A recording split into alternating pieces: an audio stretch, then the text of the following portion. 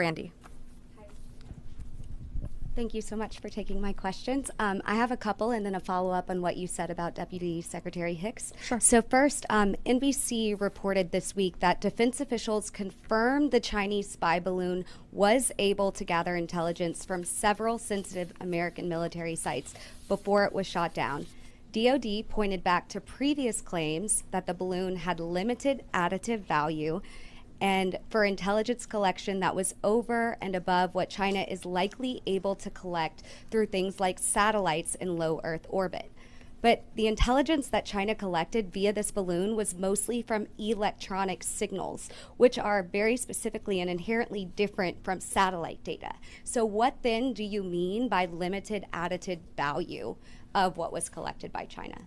I can't confirm that was what was collected. We're still doing an analysis of the high altitude balloon that we shot down.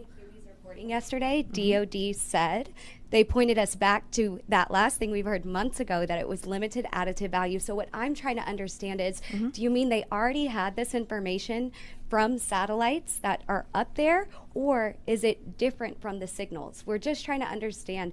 The balloon flew over American people on the ground. What was collected? What do you mean by limited additive value? Right. So what we mean by limited additive value is what Chinese satellites can collect on as they orbit versus what the balloon was able to collect, and the precautionary measures that we were able to put in place to guard against our sensitive data. We limited their ability to collect on our sites.